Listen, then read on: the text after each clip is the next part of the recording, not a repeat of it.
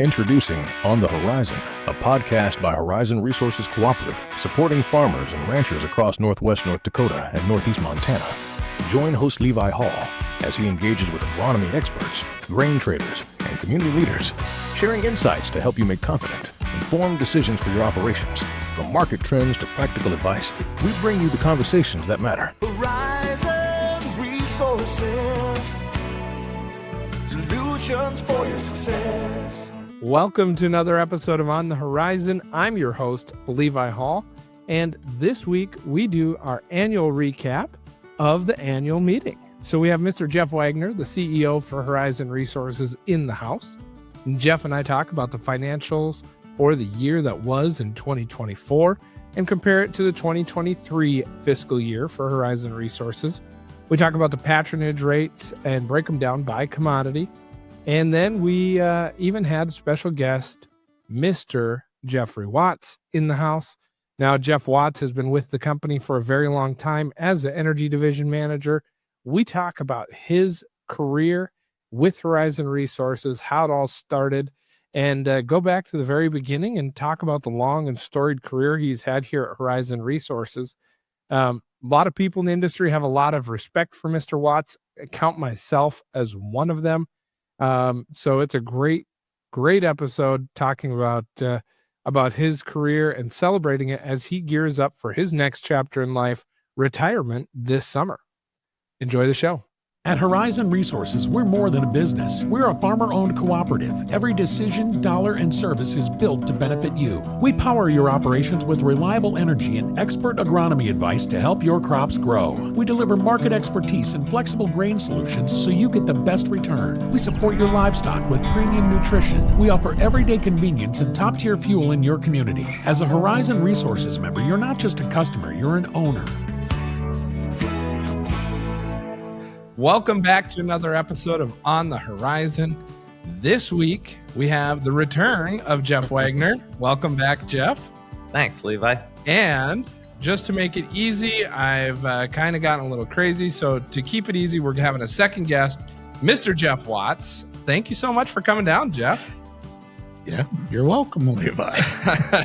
Well, for those of you that know Jeff, Mr. Watts, that is, you know that public speaking is one of his passions, and he's been begging me to come on this podcast. Well, actually, it's probably more so a little bit. As Jeff Wagner was on his way down here to do an annual meeting recap, he grabbed Jeff Watts by the earlobe and said, "You're coming along." But and there's truth in that. Yeah, there is, yeah.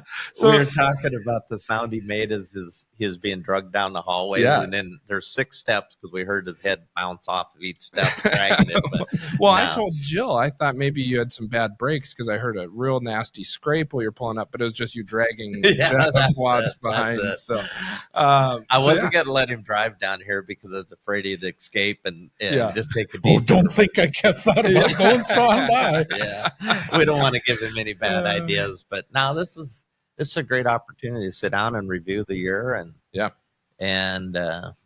getting ready for spring. Before we do that, I want to touch a little bit on Jeff Watts and your career. And Jeff, you were Jeff Wagner's first hire, if I'm not mistaken. Yeah. So you started in October of '89, is that right? Yes. October of '89. So when did you start, Jeff? November of 90. November of 90. Okay. So you came on originally. What was your role? The propane driver. That's Okay. where I originally come over. The propane driver. The propane The driver. one and only. The department looks a little bit different today. Yeah. The co-op looks a little bit different today. Who was your boss at the propane? You were with Beams? I can't. It wasn't Beams. Well, it was Beams to start, and then it went to Vision Energy. Okay. And then, so how many bulk trucks were we running at the time? One. One bulk truck. So we had one bulk truck and one propane truck. And then I'm guessing no transport trucks back No, then. There we were had 2. We had Really? two. Two Really? really, because our fuel at that time, almost all of it, gas and diesel, were coming out of Canada. Okay. So those trucks were doing 1 load a day out of Canada. And it's kind of interesting, though, how Jeff came to be with, at that time, Farmers Union Oil Company of Williston. And that's why I asked a question about who his boss was or the company. I'd never met the guy that was running that thing, and he was about to retire, I believe. And he came down and just stopped in my office one day and said, "Hey, you looking for any propane drivers?" And that's so weird to have a competitor come in and say that. And he said, "This guy's too good to waste. And, I don't like the way it's going to go when I leave. So you should take a look at him." And I remember Jeff came down and we talked, and man, within 2 weeks you were there. And we started to work on getting the transport side a little more active, a little more busy. And you drove for what, maybe 4 years? Yeah, probably 4. 5 years. Okay. No more than 5, I don't think. And then let's talk about the next step, because the creation of the energy division role, and I'm sure it's titled something different, but energy manager role at that time, because you guys would have been early in agronomy then too, but agronomy back in the early 90s was still out in this area, pretty small dollars. So talk about the creation of that role and selecting Jeff for that role. And then Jeff, I want to hear your side of that conversation. His version might be different. Yeah. I'm betting it will be. Well, a lot of ear pulling. Yeah. In 89, when I started, I think the company was around 3.5 million in sales. And we really weren't into agronomy. We had a propane truck, we had a bulk truck, we had a small retail store with a convenience store, and I think we had a location in Epping that we leased or whatever. And I think the first thing actually was the agronomy side we started to build, and in the meantime, then Jeff came in. I think agronomy, we bought the fertilizer plant in Savage and in Fairview, and the convenience store in Fairview in 1994. Okay. Is when we had opened it, or we were closed on it. I can't remember. But that's about when, my role was getting busier and busier. And it's just like, because I was doing the bids, all the bulk trucks, ordering on lube oil, everything. And Jeff and I had a conversation, and I'm not sure why, I really don't. I know Larry Olson was the bulk driver, and there was no way Larry was going to be interested in it. And Jeff and I talked, and he said, "Yeah, I'll give it a try." And we had that conversation that no, there's no giving it a try. Yeah. You either are or you aren't. You're in 100% or you're, there's no going back. Right. Because you won't, you just don't have that option.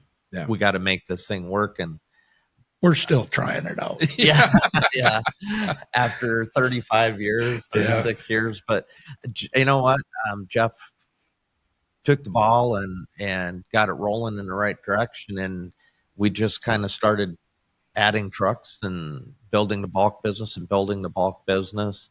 Our lube oil business continued to grow. And there was fun times, right? Mm-hmm. You always were just on the run. And if you're on the run, you're happier that way. Yeah. At least me. Well, and it went from one bulk truck and one propane truck to how many propane trucks now? We got 12 probably. Yep. All tandems. Yeah. And semis. We have. Yeah, it's the department looks a little bit different than 1990 when you started with the company. Oh, just the trucks. Yeah. The trucks are a little different too. I don't know what the size of the trucks. We had an old Chevy C70 propane truck, right? Yep. You could start it here at the station, and you might get to 55 by the time you hit the 4 miles. Did that run on propane though? Yes, it ran on propane. So did your pickup. Yeah. At least my pickup I did get to 55. Yeah. No, Jeff went all out. He was the first marketing director we had in the propane side. Yeah. Well, and you were real active in throughout your career in the the North Dakota Propane Council, right? North Dakota Propane Association. Yeah. Okay. Yep. So had a lot of leadership roles there. You served on the board of directors there. I served on the board. I was the president for a couple of years. And there again, I bailed because of the public speaking thing. They didn't try to pull me by the ear, so I got away. Yeah. Well, so for those of you that don't know, Jeff Watts has unfortunately announced that he will be retiring. So July 1st July 1st. is officially the date. So if you haven't had a chance to stop in and hear some of Jeff's stories, some of them we probably don't want to publicly air, but stop in and catch Jeff before July 1st. Wish him well. I'm sure we'll be doing a big retirement spiel for him. We'll probably have a half-hour speech at that thing or so. Oh yeah, Jeff, I'm you're up probably for that. you're writing it, I think, right now. Yeah. So He'll be started doing this some a couple weeks personal, ago. personal engagements on Friday nights in Yeah. certain locations around Sure, town. You'll yep. be able to find him. autographs. Yeah, that's right. photos, Yeah. We'll have T-shirts and sweatshirts made up. And it's I mean, Jeff, you moved to Williston in 1980. 1980, so wasn't born and raised here, but has raised his family here, and I've lived here more than anywhere else. Yeah. I was 20 years old when I moved here. Yeah. We were striking rich in the oil field. and you did that. And ended up at the co-op. Yeah. Well, it's been a lot of fun in my seat getting to know you. I know you and I have had a lot of conversations about the amount of respect that two traders have for each other here, different commodities, different sides of the co-op, but being able to watch what the other one accomplishes. And it sure has been a lot of fun in my short time here to be able to work with you. So really look forward to that. Hope you really enjoy your retirement. I mean, it's been a lot of fun, and the last of the division heads to come on the podcast. So glad that we got to hit that before the retirement date in July. Yeah. I still can't believe I'm sitting here. But, You could have gone without that part, right? yeah. So, Go ahead. Levi, I guess the thing that I look at is Jeff's talked about retiring for a while, and we bounced around on some dates and stuff, and he's always been pretty accommodating, because it just I really felt like we needed somebody. We don't need another Jeff Watts, just like we don't need another Jeff Wagner when I retire. We need somebody that's going to look at this thing and kind of rationalize how we've done business, come up with some ideas, some new ideas, put some new energy and focus into things. And that was the hardest thing on Jeff, was just there's not many companies in that are CHF's affiliate or carry the Cenex brand that have the volume that we do. We're probably the top 2 or 3, and we're so heavy into the industrial side of the business with the oil field, with all the commercial supply that goes along with it. How do you find somebody that's got that kind of versatility? And we just were very fortunate. We brought a guy in that used to work for our company. He worked for us, I think, for 8 years. Yeah. He was a truck driver. His name's Paul Vietz, from Williston here. And we're excited for Paul to come in. I think he brings a lot to the table. But the thing that I liked with Paul was when Jeff would be gone on vacation. He'd go to Canada fishing or something, or take a week off to go out and visit the lake here. Paul was somebody that he was always very comfortable with in the office, because Paul had done hedging, or had been involved in hedging and contracting and things like that. So it was one of those things where they could focus on more of the infinite details instead of worrying about, some of those things that are very, very. It was just nice to have somebody to bounce ideas off of. Absolutely. Because sometimes the views on the same thing are different. Yeah. And it was good to hear another view. Well, and there's days where you sit there at your computer and the market's going one way, you think it should be going the other, and you're pulling your hair out and you're like, am I going crazy? Have I lost my touch at this? And to have a friend that's sitting there that says, I also thought that this was going to go the other way, helps at least alleviate the pain. It's times like right now. Right. Find somebody that knows what's going on. Well, and I don't know where he is. Yeah. We've been so fortunate too. I think that we've got Les Clemenson in the office, and Les just does a fabulous job. I think on a day-to-day operational side of it, Les really enjoys that and is good at it. He probably he's very good at it. He probably hasn't spent as much time contracting and then the hedging side of it. And I know that's not his forte. That's not the thing that he really, seems to want to be real involved in or has been involved in, but he's so good on operationally on the sales side of it. So, we're not changing that position, and that's a good thing for us. I would see Les even playing a larger role in that division with the experience and expertise that he brings. Yeah. Paul will bring some other views and values, and they're needed. Yeah. Well, and Paul, when he had left us, was shortly after the boom.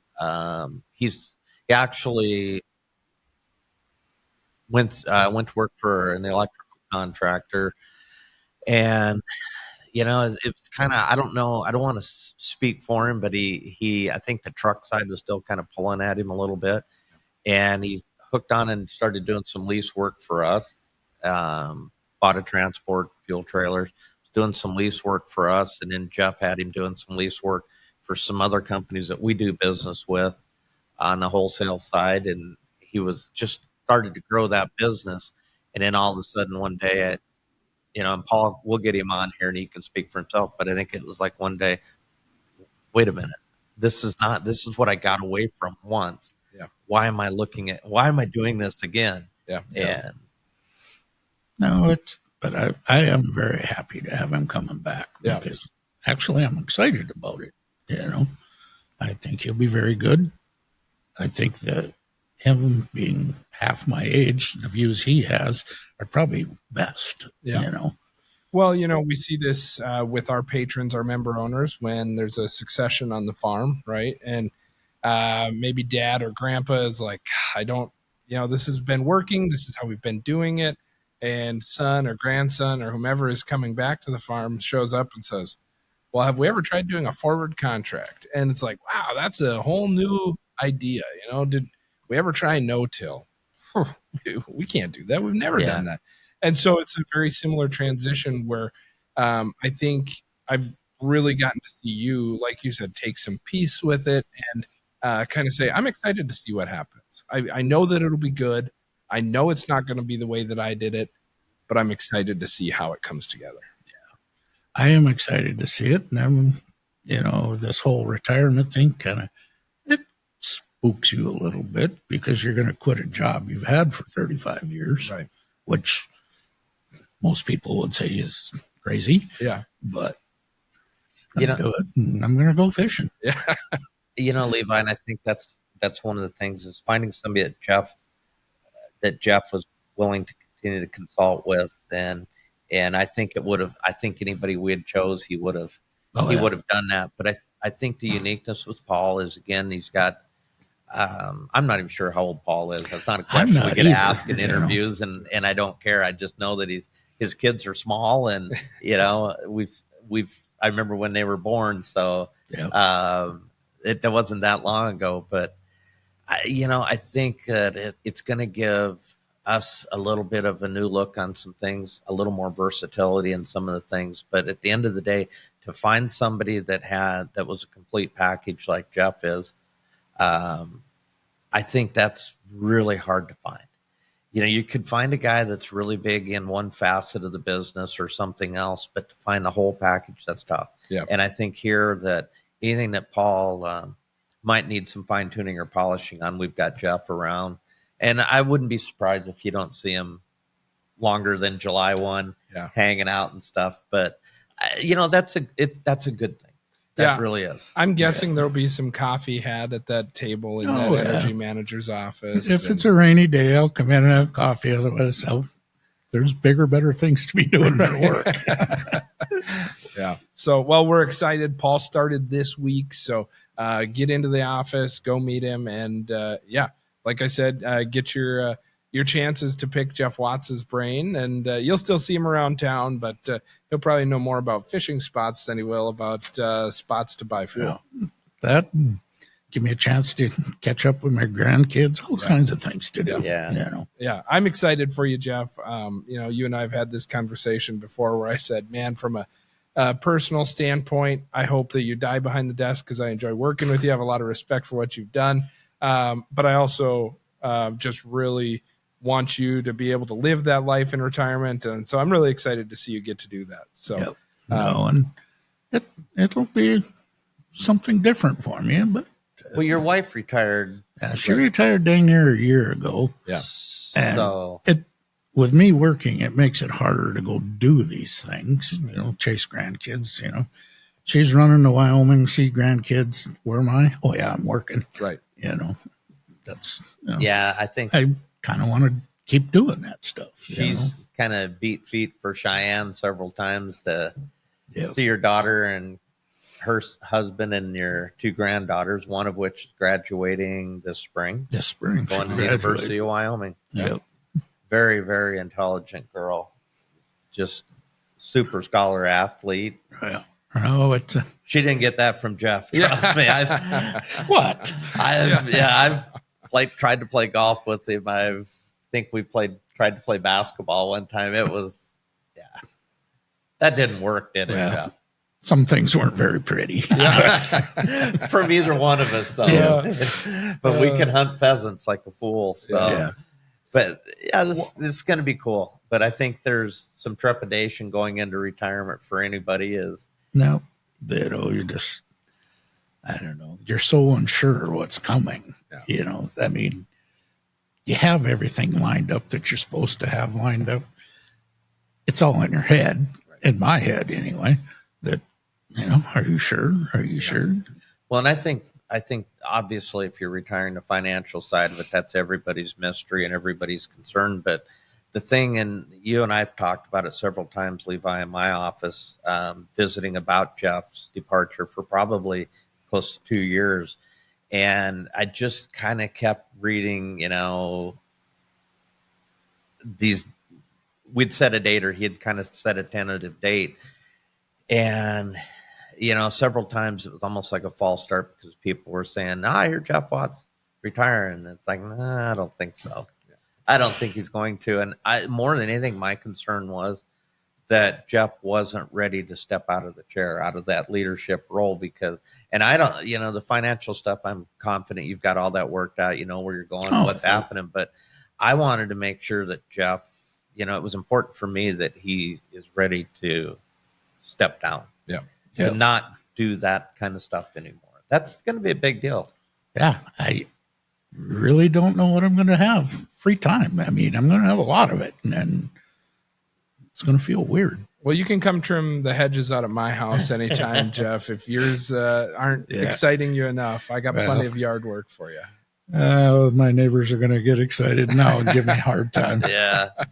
Well, it's got to be like, you remember back whether it was it was the first day of the school year, but this isn't your first day, whether it was high school or college. Remember that? It's like, oh, wait, I got to get up and go to work today. Yeah. I don't have to go to school. Yeah. And I'm sure that's kind of what it's going to feel like in retirement is, after the first week, it's like, oh, yeah, it's like a vacation. And then all of a sudden. It's after the first month. I got to get back to work. I haven't worked in a month. Yeah. Well, he took a sample run, though, of taking some time off because you were sick for a couple of weeks. You had that bug going around. And I don't want to do that again. Yeah. But you want to do it on your terms? We'll hope retirement's a little bit more fun and a little bit more illness. Yeah, there you go. Yeah, I just want to casually drift off, Maybe you can write a country song on your spare time about all these bulk trucks and stuff. There's got to be some type of a tune going through your head. Yeah, but nobody wants to hear it. There you go. Well, let's talk about something that people do want to hear about. Jeff, I want to talk a little bit about the 2024 fiscal year for Horizon Resources. We just had the annual meeting 2 days ago, well attended. And we're going to give all of our other listeners a little bit of a recap, some of the financial highlights from that meeting. 2024 fiscal year, another great year for Horizon Resources.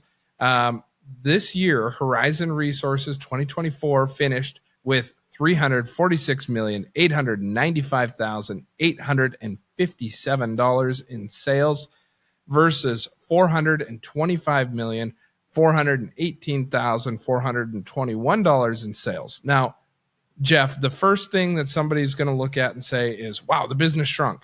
Business shrunk. What's going on? What's going on at the co-op? So why don't you give a little bit of an explanation about why I don't know that there's a whole lot of elevated pulses about those numbers at Horizon Resources. No.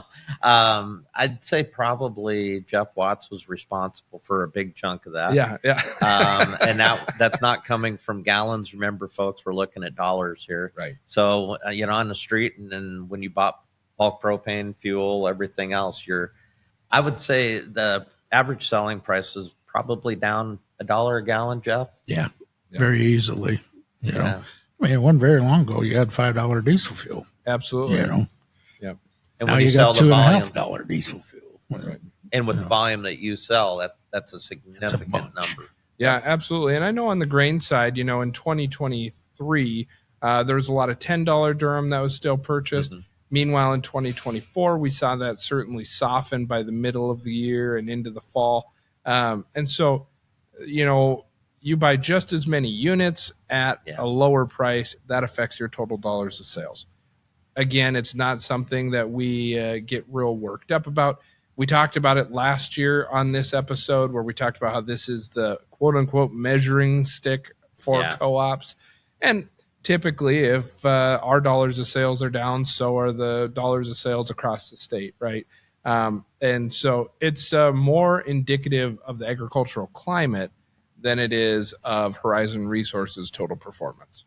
And I think one of the things that we've all gotten very used to is, of course, like our members and probably our bankers and auditors, most people look at their statement of operations, balance sheet, and that's obviously the thing that attracts your attention and stuff. The things that we focus more on is operations by commodities, because that tells the true tale of prices, units sold, everything else. And that's what's really indicative of measuring stick, like you said, comparing yourself. We didn't have any mergers or consolidations, anything like that. So this is the true sense of what we did, what we accomplished. Yeah.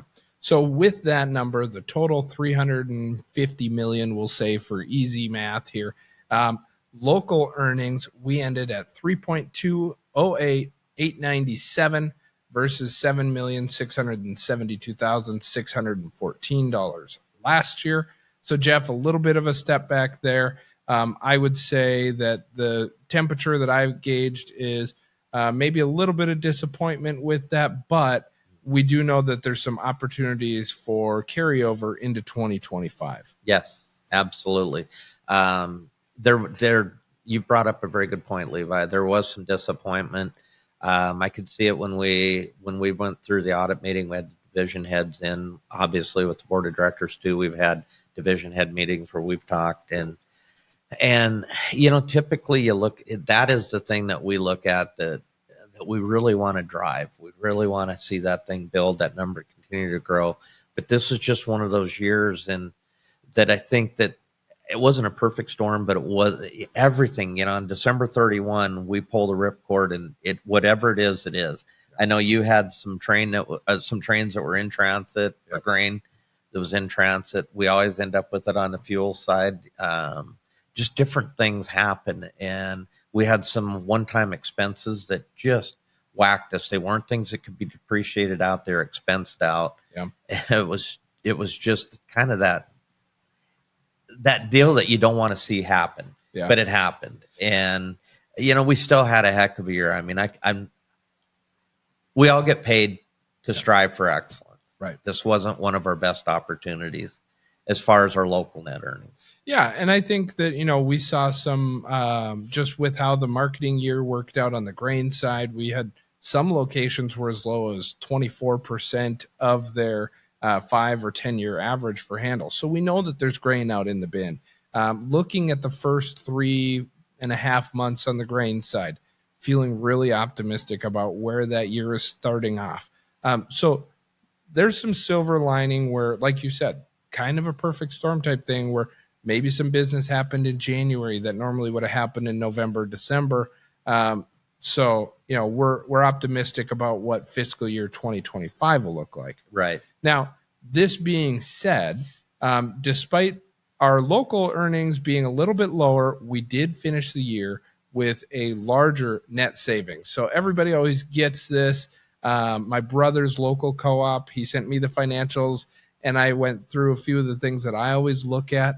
And I said, actually, the bottom line is about fifth on the order of when I look at that number, because there's so much that goes into it. So the net savings, we ended at $23,333,827 versus $19,258,806 in fiscal year 2023. So still a very strong finish to the year. Big assist from our friends at CHS. Yep. We do a lot of business with them. Obviously, we saw a reward off of that, much like how our patrons see a reward when we do really well. So, Jeff, why don't you talk a little bit about what went into that success for CHS and what we can kind of see coming down the pike? If I remember right, they had maybe their third largest year or most profitable year. And that's the uniqueness of our business structure is if you're a co-op and you're doing business with another co-op, they make money, they pass it through. Then at our level, we have a choice whether or not to pass it through, and we choose to pass it through. Right. And that's a decision that the board manages and takes care of. The $23 million bottom line, with $20 million in patronage and net savings of $23 million, that's still a huge number. Yeah. It's not, there's nothing disappointing about that at all. I want to go back one thing on that local net savings, Levi, and Jeff can attest to this, and I'm sure it's similar on the grain side. On the energy side, when prices are dropping, you can be on the wrong side of that very easily. Right. Your margins are going to narrow up quite a bit. Prices drop a dime and bulk trucks are full and bulk plants full and semis are on the road. That's how many gallons, Jeff? 250,000 gallons? Yeah, we have 900,000 gallons of storage. Right. So, you're hoping it's not full at that time. Yeah. But there's things that happen. We've seen that the last couple of days in the market on energy it's just been, it's very, very challenging. So, that kind of whacks your bottom line. And I'm talking to some of my friends in the business, they're seeing similar. A lot of times it depends on your year end, what year it's going to come into. But going back to the deal with CHS, we've got a very good relationship. It works very well for us. We do a lot of our business, obviously, as farmers, ranchers, but we do a lot in the commercial side, which is low margin. But, we've managed the risk for at least 34, 35, 6 years. We've done well. Our members, our member owners, voting members, they prosper from that arrangement. So it's worked out really well, I think. Yeah. Yeah. I'm with him on that one. And, it's actually been pretty fun 34 years or whatever. Absolutely. Yeah. Well, and you talked about passing that patronage through. So we took that full $23 million, and of that, we do save a little bit for the cooperative, use that for reinvestment within the cooperative. Everybody wants to see that, the truck drivers, it's a lot easier to recruit when you're using brand new equipment versus 20-year-old stuff where they've got to change blinkers every day or, whatever. Yeah. And so with that, our member owners are going to receive $21,524,814, 50% of that in cash, which brings up $10,762,407 in cash, which is the third largest cash distribution that Horizon Resources has ever had, and the fourth largest total patronage. Now, it seems a little crazy to me that it was that far down the list, actually. But you think about during the boom, there was the $40 million year and some really big numbers that were put up. Obviously, still a number that I know us as staff are really excited to see go out. You look at $10 million being put into the communities that we operate in, into our customers. That's $10 million of cash. Yep. And that's just it's an extremely large number. It shows the success that we've been able to achieve and accomplish, which comes right on the backs of our growers that continue to support us, the people in town that go to their convenience stores. Without all those people, none of these numbers would be possible. The success that CHS had and their staff. I mean, we're like a family. And like a family, we don't always agree with things. We voice our opinions. We believe strongly in our values, but at the end of the day, we come together and break bread and do our thing. And this is evidence of it working the way it's supposed to. Jeff Watts, I've got the patronage numbers right in front of you there on that paper. Why don't you go ahead and talk a little bit about some of those numbers? Some of these numbers are pretty impressive, like transport loads of fuel. You got paid back 6.6%. Yeah. And if you start looking at $3 fuel, you can do the math. Absolutely. Yep. Just a regular bulk truck, 10.9%. Propane was 10.8. And if you look at it this way, like say you had a bulk price of $3.05, that's your average for the year. Yep. Okay. Well, you're paying 33 cents in patronage. So you got 16.5 cents back In cash. In cash. That's now you look at that. Who can touch that? Yeah, that's phenomenal. I mean, by the time you take that is cheaper than we picked it up at the rack. Yes, for sure. Absolutely. Yes. So phenomenal. It shows the value of the cooperative, and it really shows the benefit of doing business with your local cooperative. So then, Jeff, retail, we had merchandise at 12.4%. And then agronomy, this one was probably my favorite when the division heads all got their first look at the patronage rates. I had a couple things that I had voiced that I wanted shifted around maybe a little bit, or we touched up a little things, much like our members do with their accountants as they're finalizing their tax numbers. Got to John and he goes, no complaints. Yeah. And a lot of, and touching on those, on what you were talking about, a lot of that for our listeners is just rounding up the averages. Some of it is, if it's 12.3 and something else is 11.9, the 11.9 may go to 12 and the 12.3 might go to 12. So it's probably more rounding concerns and stuff like that. So we're not really robbing Peter to pay Paul, but John was quite ecstatic. And honestly, in the agronomy side of the business, these are some of the bigger numbers that we've shown in a while. And it's a testament to the great job the agronomy side has done, because that's not something that there's a lot of patronage coming back. That's local earnings. That's right. Yeah. So 12.7% back on agronomy. I pulled the average price paid for urea, and it was out of the Williston location. It was about $570 a ton, which means $72.40 back, 36.2 back in cash. Once again, huge numbers. Yeah. I think that shows you the example of why you do business with a co-op and why you want to do business with yourselves, because you own it. Absolutely. That's a big number. And we always talk about, especially on the energy side, sometimes on pricing, you always want to challenge us to, I don't believe that we necessarily have to be the cheapest place in town. We have to be in the market. We want to, same thing in agronomy. We want to be in the market price wise. We want to outservice people, our competitors. We want to deliver the goods and services in a timely fashion, all those things. But at the end of the day, when you can give something back like this, I think it's a very proud moment for this whole co-op here. Absolutely.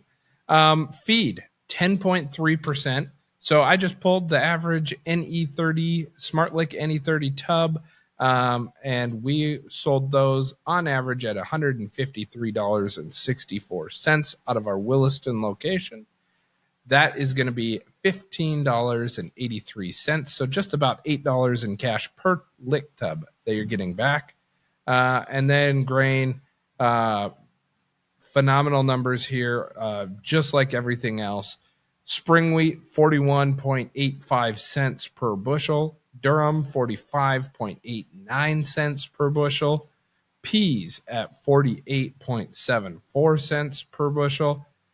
Now canola is one that I really want to take a pause on. And a drum roll. Yeah, a little bit of a drum roll.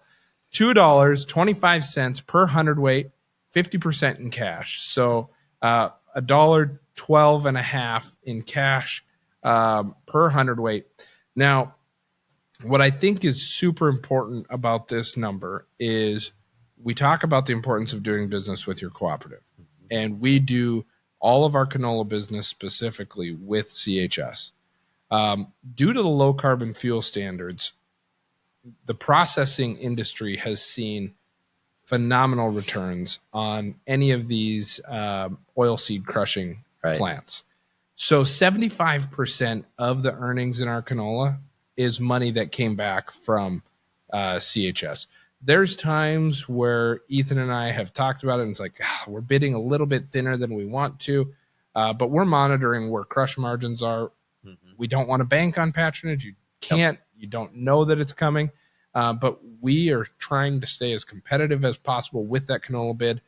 We've got some potential opportunities to increase our ability to handle canola that we're working on, because we do view this as an incremental part of this cooperative going forward. And you see that with $2.25 back in patronage. Levi, I think it's important that our owners and listeners, that they really, if they take anything away from this, the first thing they should take away is Jeff Watts is a good public speaker. That's a tool we've kept hidden for far too long. You can tell by how much I'm saying. Yeah. But in all seriousness, you have to understand there is not these kind of margins. You know, in feed, there's not a 10% margin that you're starting with. It is literally, you know, when you look at the payback, or the margins in agronomy in canola, they're just not there. Right. This is one of those things where sometimes we'll generate larger margins on the local side due to breaks we get, whether it be in transportation or in timing to market right, things like that. This is a thing where, you know, we feel like we've got a valued partnership with CHS, and when they make money, you know, they kick it out to the country, then we move it out to the country. And that's the thing, you know, these are not actual margins that we're making off the backs of our growers. This is the system working the way it's supposed to. Absolutely. It's a compounding interest. Yes. We had a margin, CHS had a margin, and it all came back. And you did reference something a little while ago that I wanted to touch on too, where you mentioned the volatility the last few days. Really, it's been the last couple months that we've seen volatility. So what, you know, we talked about this before we hit record today. Volatility is a great way to have trades where you make 40 cents and you have trades where you lose 40 cents. And you're just hoping that in these super volatile times that you're on the right side more than you're on the wrong side. And that is what our staff, you know, that is a passion of our staff. It's something that our staff takes very seriously. And we're navigating these times just like everybody else is. And you just do what you can with the information you have. You know, I think I try to avoid watching the news right now. Yeah. You know, you get text and things that come through and news alerts and stuff, but there's so much volatility. There's so much gamesmanship going on in not only the United States and the world. And Jeff, on the crude side, in this last, let's just talk, in this last week or so, you've seen drops of. I've seen it down to 55, and I've seen it almost to 70. Yeah. That's just in the last 3 days, you know. And prices have, prices have come off on when it relates to the street pricing, bulk prices, stuff like that on semi-loads. But again, people need to understand that there are companies that are hemorrhaging when that happens because there is no margin like that.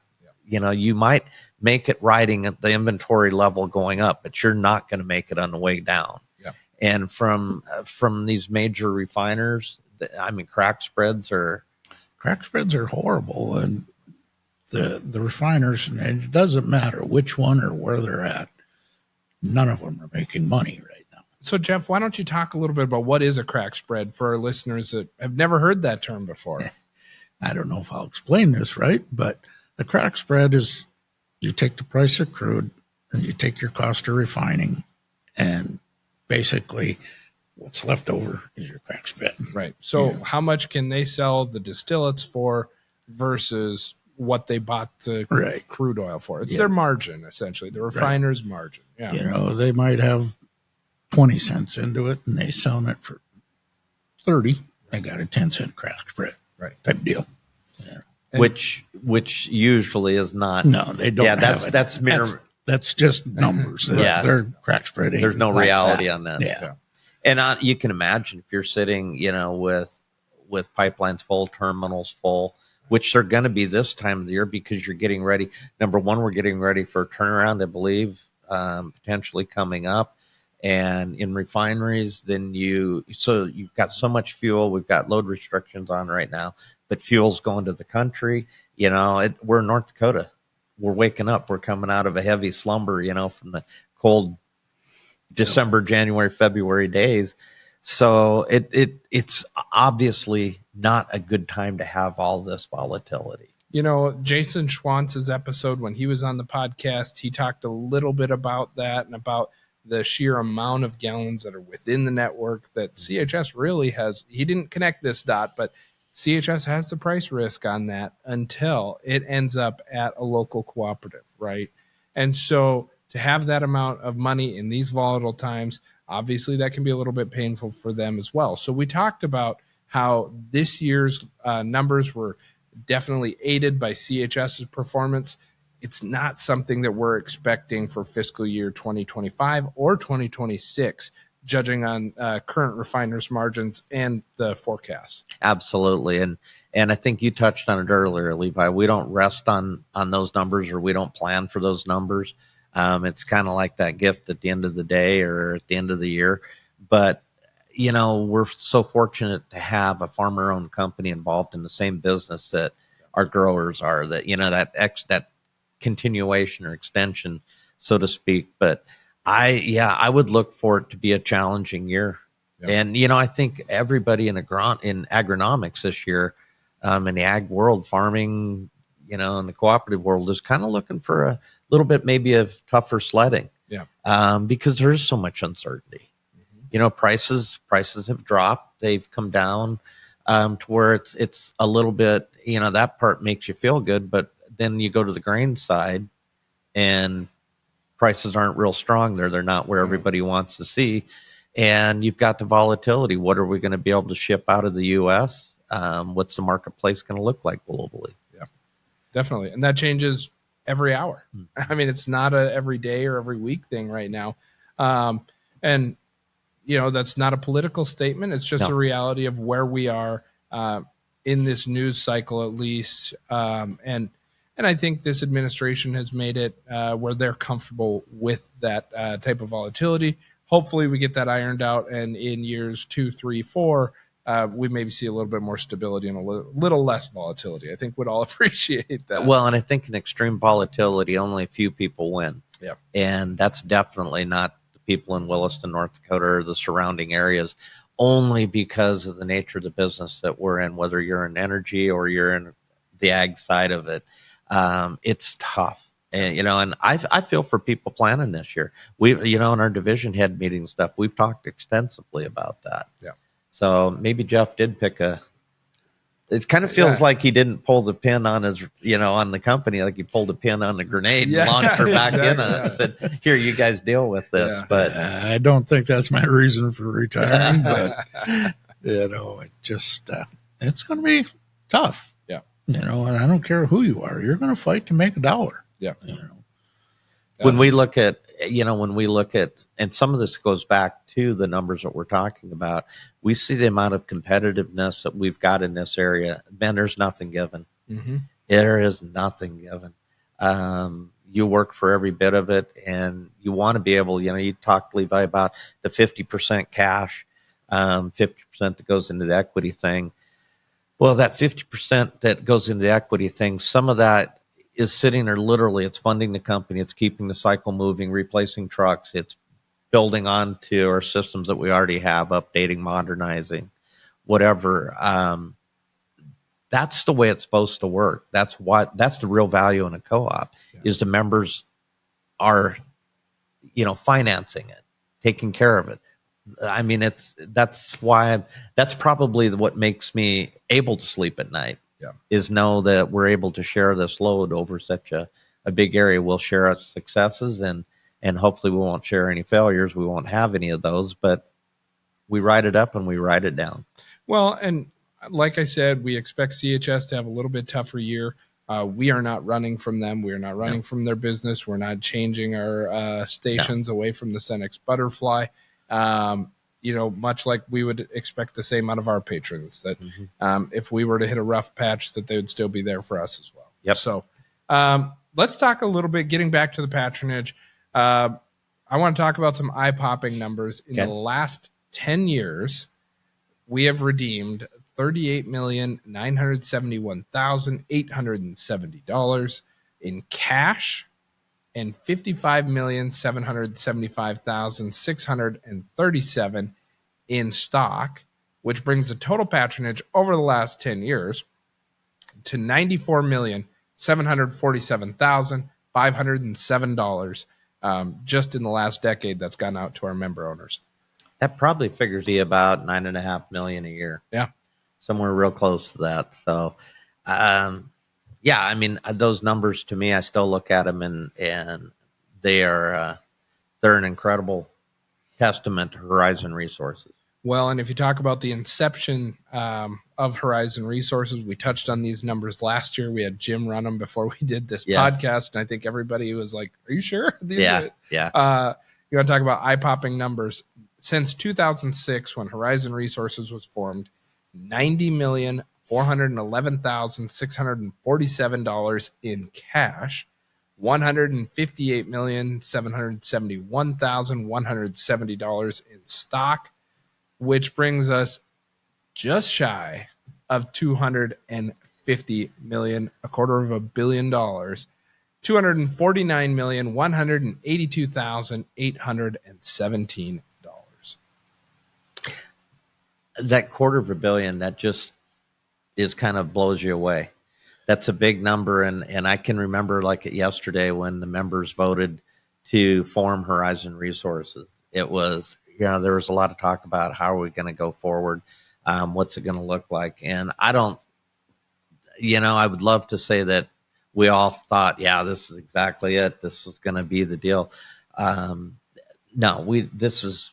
It's very overwhelming, and I'm proud of it, proud of what our members have built and what our employees have grown and do it. It's funny when you're reading all these numbers, I keep thinking, okay, so that's a grain guy reading the numbers.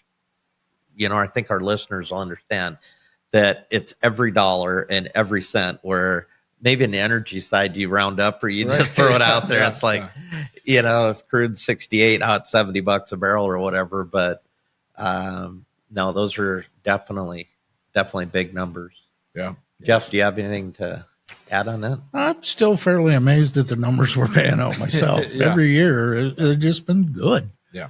And it should continue. I mean, we're going to struggle here and there, but we'll still get her. Yeah. Absolutely. I don't see bad things coming. And I think something, Levi, that fits probably in this conversation. We've talked about all the numbers we've talked about, not necessarily doom and gloom, just whenever there's some volatility, yes, there's some scary things that potentially are laying there that you really don't want to, look under that rock. But there's also that brings a lot of opportunity to build things, to do things. And I think what some of this uneasiness is going to do, the age of some of us in the business, Jeff Watts, myself, with some of the board members, the difficulty to get board members, good qualified board members that want to serve. I do think there's going to be some consolidation take place, don't you? Yeah, absolutely. Yep. And, it's not just our co-op where you start to see some gray hair in some of the senior leadership roles. Or no hair. Yeah, or no hair. I got mine. Yeah, I wasn't going to bring up the bald thing. But, I wasn't going to let it go. Yeah. That was from Jeff Watts walking into my office for 34 years or 35 years and telling me what he just did. And me going, you did what? Yeah. I don't know how he kept his, but he did. Well, I do think that consolidation's inevitable. And you look at the industry has really changed. Operators on the farm definitely see it with their cost of capital. And so we definitely see the smaller farmer get pinched a little bit more. Very similar thing here. You talked about the 10% margin on feed. 10% to 12%, if we can get that for our gross margin before we start extracting our expenses, that's about as high as we can be before we start being non-competitive. So you start taking margin out of that and say, okay, well, we got down to 6%. Well, if your operating line was 6% and you had to carry a lick tub for a whole year, you didn't make any money on that lick tub. No. You went backwards. So and especially if you've got to deliver it, or if you've got to go to an ag show and be able to, carry your wares and show people and tell people and be able to get it into inventory, get the inventory turned, and then think about what that distribution cost is. Yeah. Our insurance continues to go up. Those of you that were at the annual meeting saw that our insurance is continuing to go up on our business, our buildings, our risk, everything else. Auto casualty insurances, employee insurance.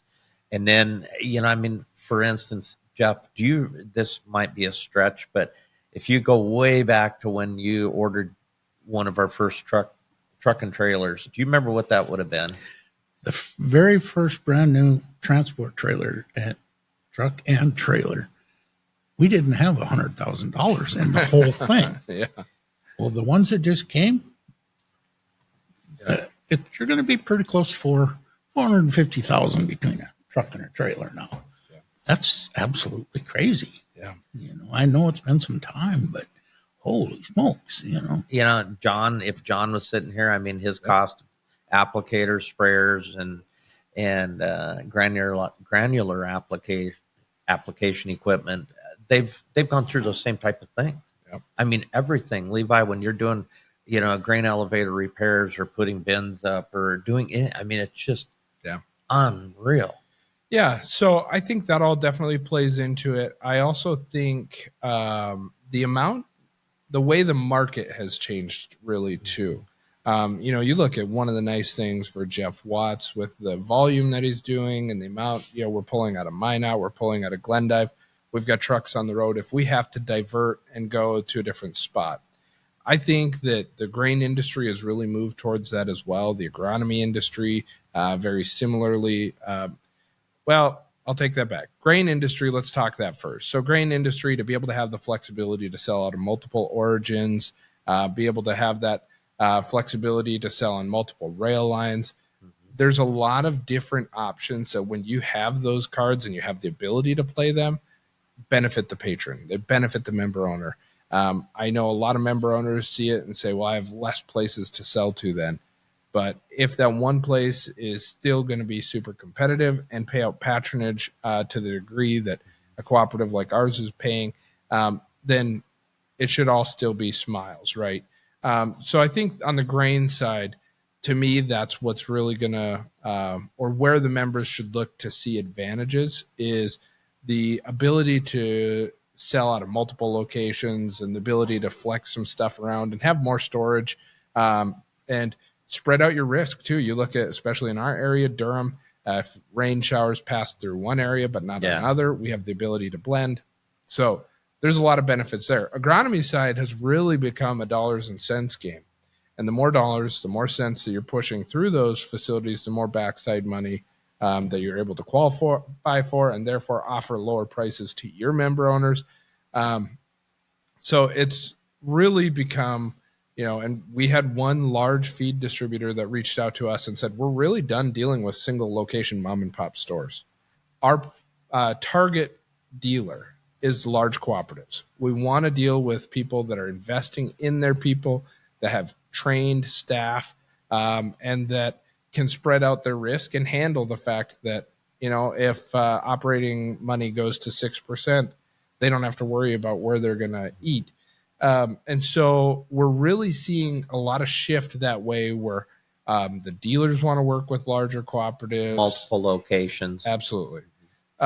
So, yeah, I just think the industry-wide push is that direction, and it's not all bad. I think there's a lot of really good that can come from that. I hope that whichever cooperative I work at throughout my career does not ever, whether that's Horizon Resources or a new cooperative that Horizon Resources was part of or whatever, I hope that it never becomes so big that one of my friends told me you have to be able to drive a tractor to the main office, and I enjoy that, the blue jeans to work. And,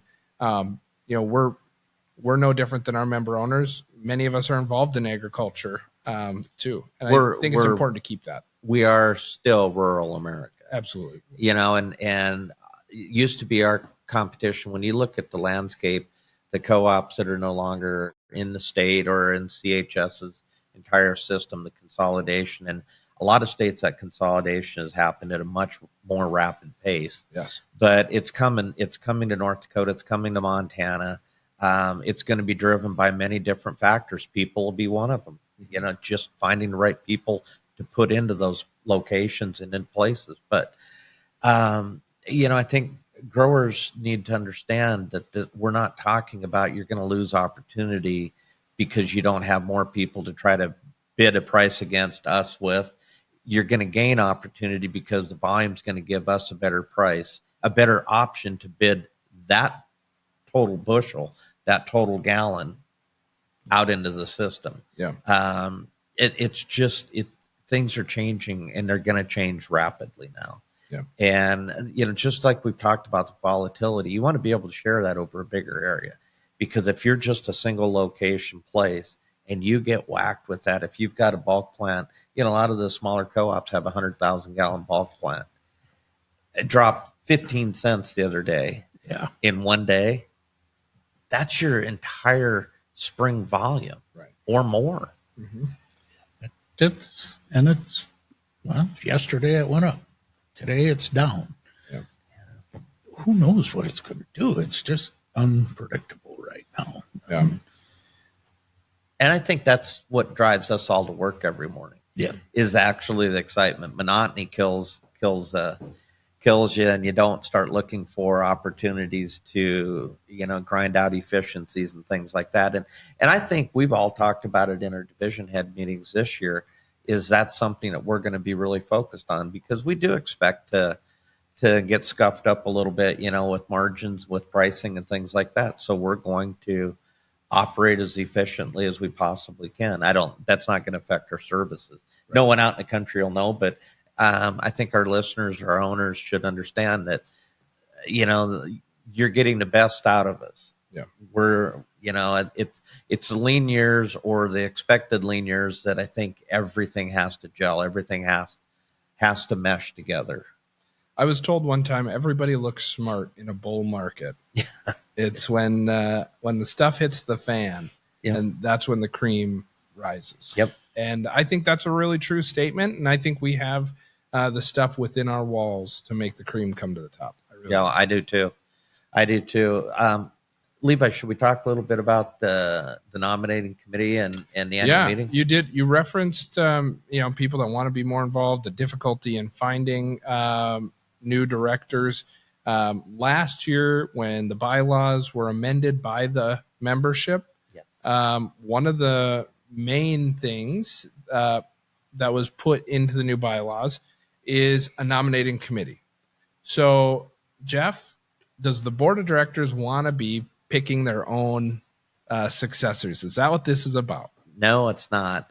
What it is about is finding people that want to step up, that want the time commitment, that are interested in learning the intricacies of the company, the challenges that it faces, and the challenges that it's got to meet going forward. I think it's really important that people realize the amount of time that goes into being a board member. It's not one meeting a month. and you just go away.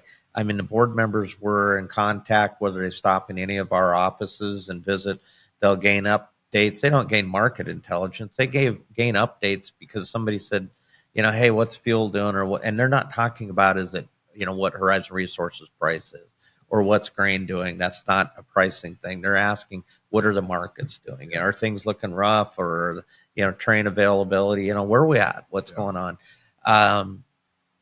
The phone calls, the time going to meetings and things like that, it is very tough when you've got young people at home and they're going to, musical concerts or playing hockey or basketball.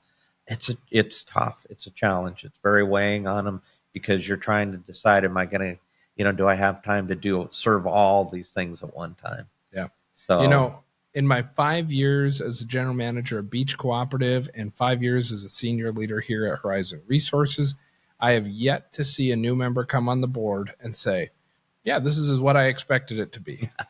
Every one of them has come out and said, after a year on the board, I look at this whole cooperative differently now. And I think that's really great. I think that it shows that that there's a value to being involved in that cooperative. And you talked about the time commitment, and in the 95-year video that we released, we showed it again at the annual meeting. But in that 95-year video, Dennis Strummy talked about how he had to stop the tractor multiple times to come to town. And is that an everyday occurrence? No. Our board members are still able to very successfully run their operations. It's not an impediment, but there is a time commitment to it. Yes, there is. And again, it's that thought process going on when you're not sitting in a meeting. Yeah. I mean, they've got a lot of balls are juggling at one time. How about, the fact Mark Ellis retiring from the board? Yeah. And it's just, Mark came when Horizon Resources was formed. Mark was a board member for the grain side of it for Prairie States. And it's just, Mark is a thinking man's man. Yeah. He's quiet. When Mark speaks, it's well thought out. And there again, and I think his wife would definitely share, it's hard to get Mark.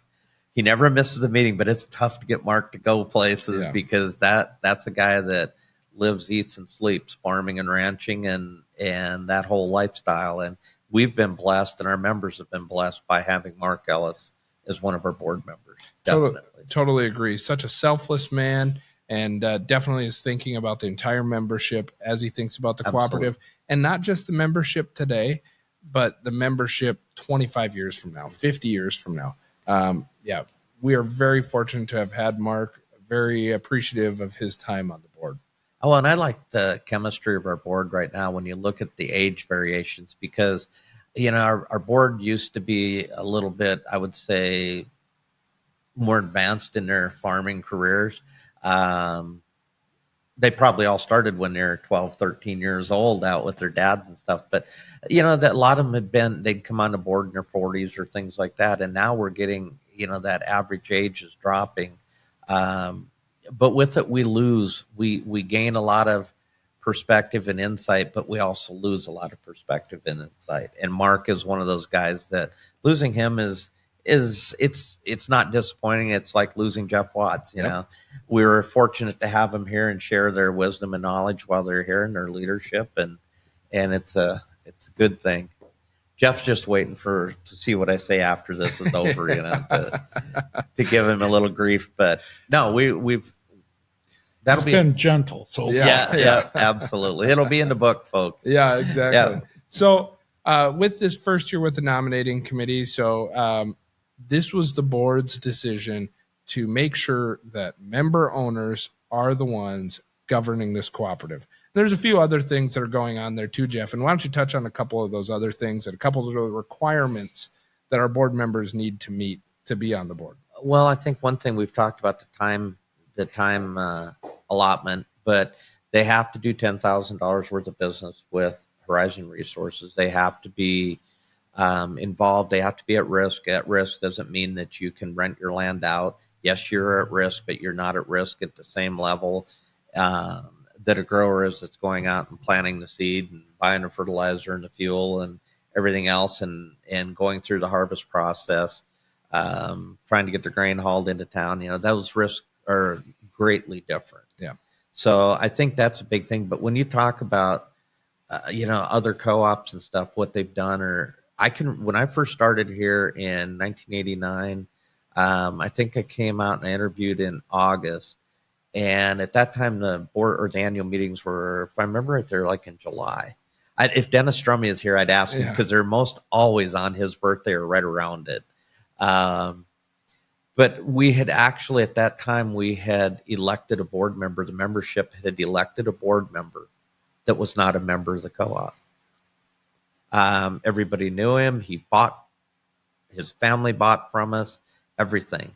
His dad used to be a board member at one time. I think his dad was maybe a board member on the elevator, if I remember right. But everything was in the family name. Sure. It wasn't split out. So he didn't have ownership in the co-op in his name. So, here we get done with it. And that's kind of where the nominating committee is, to make sure that we've had time to go through to make sure that they're a member in good standing, that they're a member at risk, that they meet the qualifications as far as their purchases, they're doing business with us. So this is the first year, and it's something that the members voted on last year, and we will continue it going forward. Yeah. It's going to be a great thing. So the process this year was, if you were a member of the cooperative that was interested in running for the board of directors, we announced it through a bunch of different social media, newsletters, etc. But there was about a 2 or 3 week stretch, end of January into early February, where you could come into the main office, pull a petition form.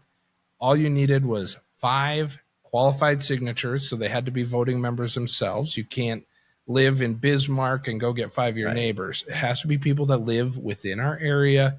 In order to be on the board, you have to live within the trade territory. So you're at stake. You're in these communities as well.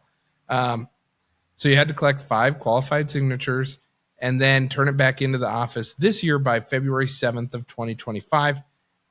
I would say the board is probably going to keep those dates roughly the same. Yeah. It'll be end of January into the first or second week of February, somewhere in there, so that there's enough gap where the nominating committee, there were 3 people on the nominating committee this year. It was chaired by Brent Jorsted, the board vice chairman. Mm-hmm.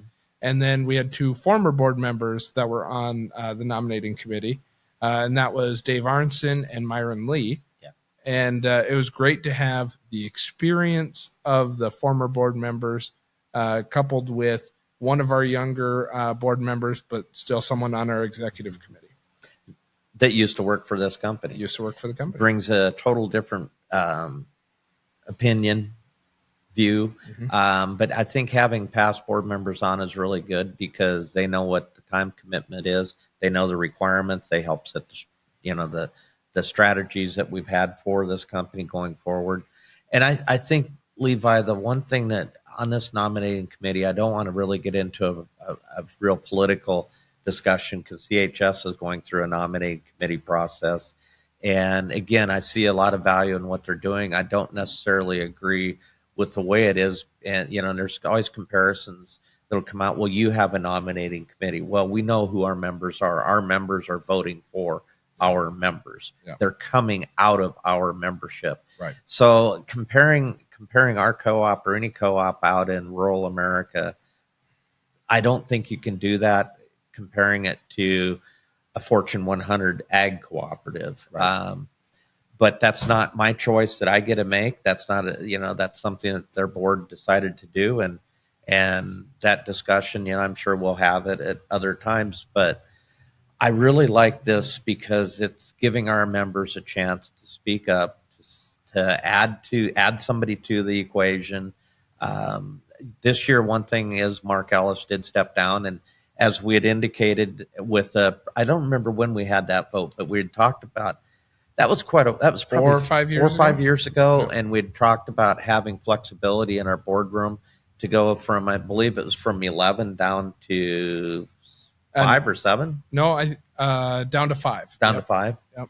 And we've done that on 2 It might of even them. be higher than 11. I think Is it it? is higher than 11, but either way, it gives a lot of flexibility Yes. because, like you talked about, the board has had conversations. We are not actively in any merger conversations right now, but if a merger conversation should come up, it would be very easy to say, here's the two boards, let's right size them based on whatever business factors, and be able to work out something that way with that amount of flexibility rather than having to operate underneath the current bylaws. Absolutely. I think that's something that, puts the control in our own members' hands. Yeah. One big differentiator is our nominating committee is really more so a vetting process, which CHS already had in place. So, to say they're doing what we're doing is really not. We're actually more so following their lead in the fact that we're saying, hey, you guys are right. We should be vetting our people before they get on the board. Mm-hmm. No, I think so too. And I guess I look at it as it'll either work for them or it won't. Right. And we still have the ability to elect directors to sit on the CHS board, to be involved in the process somewhat. But they may change. Yeah. They may do something different. We may, but I really like this opportunity that we provide to our members and future board members now.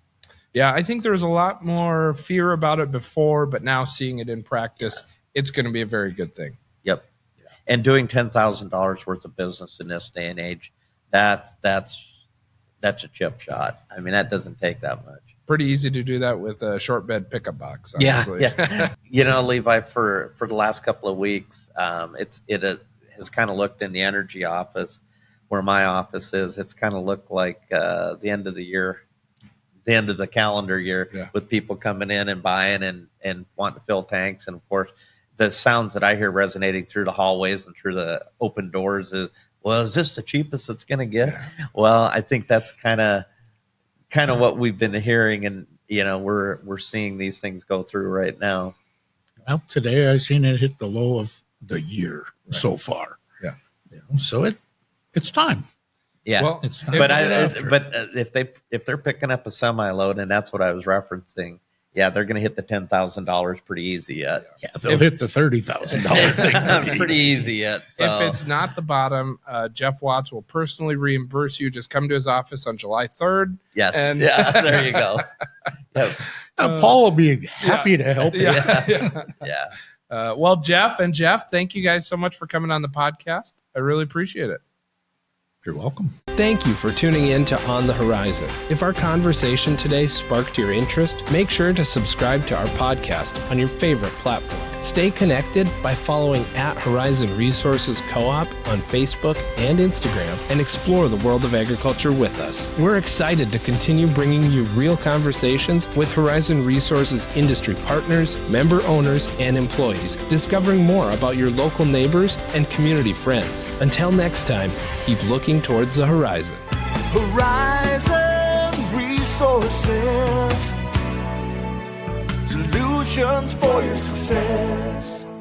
This podcast is for informational purposes only and is not to be used or considered as an offer or a solicitation to buy or sell commodities. Horizon Resources does not make any representation, warranty, or guarantee as to the completeness, accuracy, timeliness, or suitability of any information contained within any part of this podcast. Horizon Resources does not accept any liability for any loss or damage, including without limitation loss of profit, which may arise directly or indirectly from use or reliance on such information. Whilst the information provided has been obtained from sources believed to be reliable, Horizon Resources does not attest to its accuracy or completeness. Horizon Resources reserves the right to change any source without restriction or notice. The information herein is indicative only and is subject to change.